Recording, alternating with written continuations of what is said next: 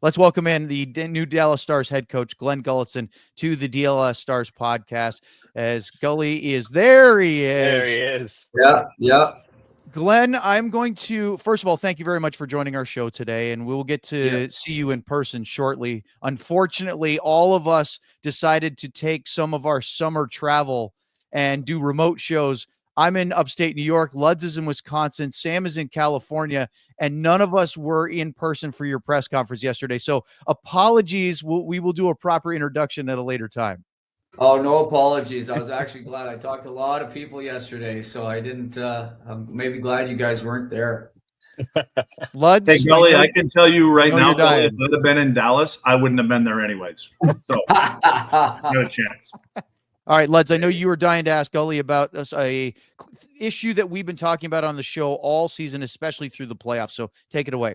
Well, no, Gully, I mean, I love all the things that you said, obviously, in your press conference. Apparently, Jim Nill did too. So, I mean, that's all that matters. But there was the one comment you said about the 1%er, the 1%. I want a little bit of 1% more. So I look at the Dallas Star, and that's on the physical side of things, which I've been trying to think about a little bit.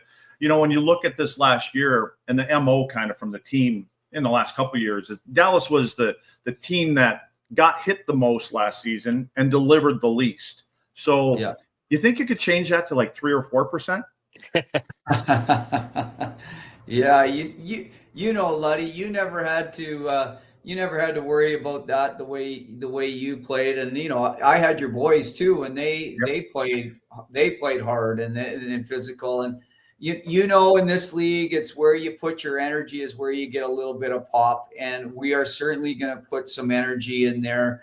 I'm not coming in here to run 5,000 different new systems. The team had 106 points, and you know, at the end of the day, systems don't win. A new system wins every year, and then someone copies it, and then they think that's the flavor of the week. But really, what wins every year is that hand-to-hand combat and that grittiness that can kind of push you over the top. We probably saw, you know, I got to see it firsthand when we played Florida. You know, that was a tough series, and you guys probably all watched it.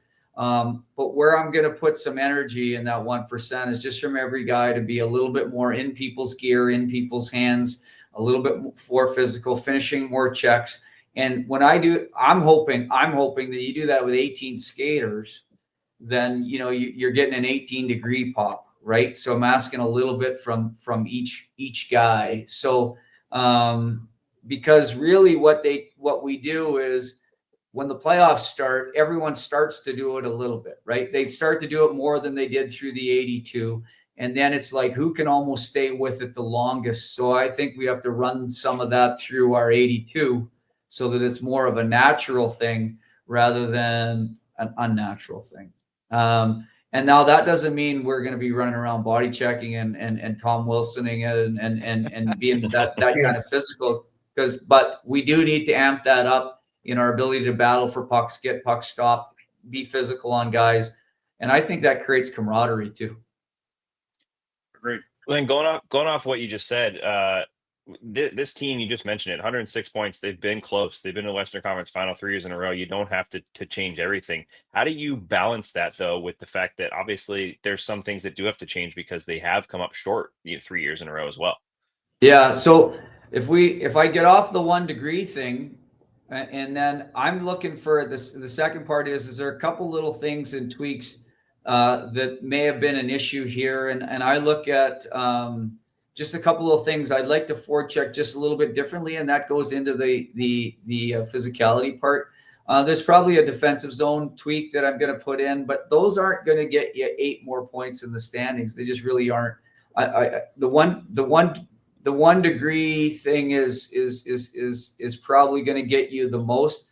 The second most in my mind, and I just got into the meetings with the coaches, is can we extract better performance from some younger players or other players by rejigging or giving them a little bit more confidence. I think all you guys know, the defense for me is a strength here, but can we get a little bit more from some young guys? Can we get a little pop from some of our young players? I look at a player like Bish here in the playoffs, who brought an element of physicality, a big, huge body. You need those bodies come playoff time. So our secondary, so we're the one, if I put it in order, it's the 1 degree. It's the 1 degree. Can we get an internal pop from some other players here? That can we grow some younger players in? Can we put some veteran players in a better situation? And then the third one then is, can we tweak a few little systems? But I mean, can that get us 4 more points? Yeah, it can, but it still leaves us in the same playoff position, right? We do have to add in that 1 degree so that we're better equipped to play in the playoffs. You just mentioned the coaching staff, and I think that that's a fascinating group that you guys have assembled. And I know that Jim said yesterday that there's a chance that you two might collaborate on bringing in at least one more. But I would like to hear, you talked when they asked you yesterday about who's going to do what roles, but just as you start your coaches meetings, Neil Graham joins the staff. Alain Nasruddin has been here and is obviously, as you said yesterday, highly respected for his penalty kill work with the Stars. And then of course, Jeff Reese is the goalie whisperer around here, and you definitely don't want to mess with that. Your two video coaches. I know it's very early, but how do you feel about, and as you said, you've worked with some of the, marquee coaches around the NHL, future Hall of Famers, maybe current ones even. What do you think about your coaching staff so far? I love my coaching staff because like the league, it's about energy. 82 games, it's hard. It's about keeping the players' energy up. We've got good energy. Got a young guy in Neil that's coming in. He's going to do the power play. You got a veteran guy in Nazi, and obviously the real veteran guy. I'm already bugging him in research. So those guys help you, right? So they really help you in trying to get some energy and creativity throughout the year. I'm going to let those guys do their thing. Certainly I can help and get some input because we're all kind of everyone's still growing. You're always growing as a coach or as a player. You want to keep pushing it. We may bring in another guy, but it has to be the right fit. That guy for me probably has a skill set that we need in a certain area, whether it be skills or that, or it's a guy that's really connected, has a lot of games in the league. That can come in and help you, especially relate to the players and NHL guys that have that are in the trenches, right? Somebody with NHL experience. So as a player, we're going to look at that. We haven't got there yet. We're just meeting with this staff here today just to kind of get our assignments before we head out for summer. Gully, if the season started today with the addition of Radek Faksa, which I'm guessing you're probably pleased with that move, and yes, adding that guy in the middle of the ice there, down the middle of the ice, you'd have Hintz, you'd have Duchesne, you'd have Wyatt Johnston, Radek, and then you've also got Sam Steele. Now, yes, if you look at the Duchesne with the move of Marchment gone, you've got Duchesne and Tyler over there. Would you look at one of those guys? Like, would it be a Sam Steele that could play the left wing, or are you still waiting to see if something else happens here? Yeah, like right now, I'm penciling it in. Obviously, Luddy, I'm penciling it in that, it might be it might be Sam that goes over there. I like Radek. Obviously, I know he's a great penalty killer. He's a big body. You like to have those big bodies up the middle to play down low. So I'm going to start him there. I love that of the team. I love that we're kind of built through the middle. D and built through the middle because. I'll tell you guys a story that I won't get off track, but I was walking down that ramp, that ramp, Luddy, in LA, where you go down into the ramp in LA. And I ran into Daryl Sutter in about 2014. He was coaching. I was in Vancouver at the time, and he'd just gotten, I think, Carter back from injury. And he had another center out. It could have been Richards. Both of them were out for a little bit. And we were walking down the ramp, and he goes, Gully, I said, well, it's good you got those players back. And he goes to me, yeah, Gully, this league, it's all about D and centers, right? You and I can play the wings. So, I am glad that, Sam Steele, but the reason I say that is, he's played center, but you can always take a centerman and put him on the wing. So I am thinking about that, Luddy, exactly, that there's probably going to be a movement to the wing for maybe Sam. And what I love about that player, and I got to watch him. Remember, he's a Western League player in Regina, and then he was He was in Minnesota for a bit, and he was around, and I thought he really flourished in Minnesota and here. He's kind of like that utility knife, and every coach likes the utility knife. Some guy that can go flip flop from center, right, and left, and he's got hockey IQ and he's competitive. So I think that's maybe a way what I'm looking at right now, but it's in pencil. Glenn, last year, a big message with Pete DeBoer and the whole staff was you can't just go right back to the Western Conference Final. As much as this team just wanted to be right back there, trying to beat Edmonton in 2 more wins, you have to start over again. You got to start at camp and build it all the through there. I believe you call it "Be Where My Boots Are" is something that you talked about a lot. I'd love to hear you elaborate on that and maybe how that kind of mentality can help a team that is in that situation where they're going to have to go through the ups and downs and can't just start over where they were at the end of the season. Yeah, no, you got to put the work in. That's why I'm trying to change the focus a little bit here into that 1 degree focus. And let's put it there, because we lived the exact same thing in Edmonton, just with what I went through. We lost in Game 7, 2-1 a year ago. And when the season started, it was even in the coaches. We were walking out there and we go, can you imagine we went from Game 7 Stanley Cup final to our first exhibition game? It's like you didn't want to be there. So that has to get out, because you can get stale.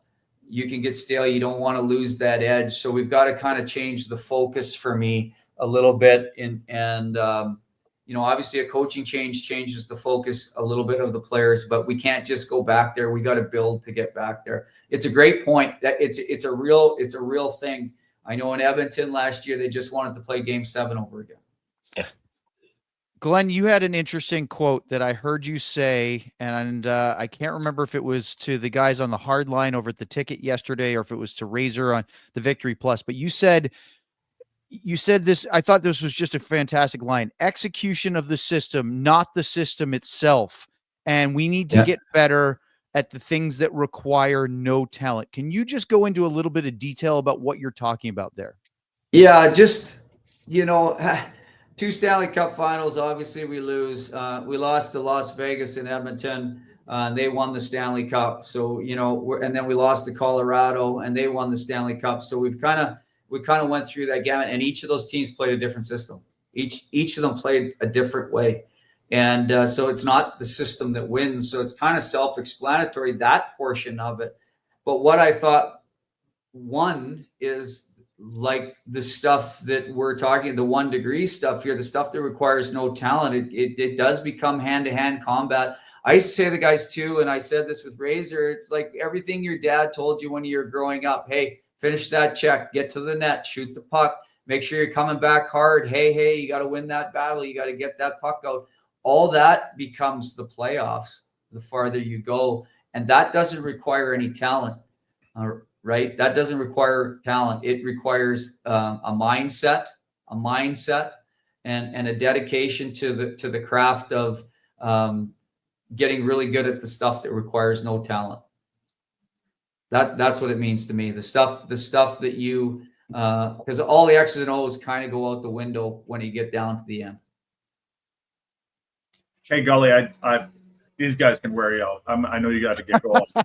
I just want to say I'm so pleased to have you back here. I think the first go around was, well, I'm not supposed to say shit show, but I'm going to say it was a shit show first time around. And with even for Newey too. I mean, that the whole situation was so.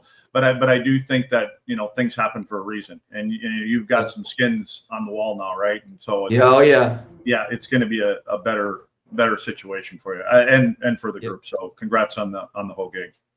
Hey, Luddy, I appreciate that, because you were around when it was all going on, so and had the boys there in Austin, and we had good runs there. It's a different time. I do have a few skins on the wall now, Luddy, for sure. Got booted around a bit. In that vein, I'm going to jump in real quick here because, Gully, I missed you. We crossed paths when you were in Dallas, but I came to Cedar Park 2 years after you. It was your second year. It was the lockout-shortened year of 12-13, and Willie Desjardins and Doug Lister were our coaches. And I know you coached with Willie first in Dallas, and then later on, you guys flipped roles in Vancouver. And I just had to ask because we won the Calder Cup in 14 with Willie and Doug, and they were phenomenal. And then you had a chance to work with them. And I just think it shows how much you guys are all professionals, that it can't be easy to go from being the boss of a guy to then reporting to him. And yet I'm sure that was all beneficial for every party. Oh yeah. You got to check your ego at the door here, and Willie. He's such a good man. He was a real good man. Easy to work with, easy to work for. You can't survive in this league when you're a guy like me trying to work your way up. If you're all worried about your ego, you got to check that. And I think that even helps you coaching when you don't have a big ego. You're willing to work with the players and put your foot down when you need to. I think that all helps. But so working with Willie, I enjoyed it. Loved it. Hey, Gully. Oh, Yeah. You leaving? Oh, boy. What's up, Gully? Holy. How you been?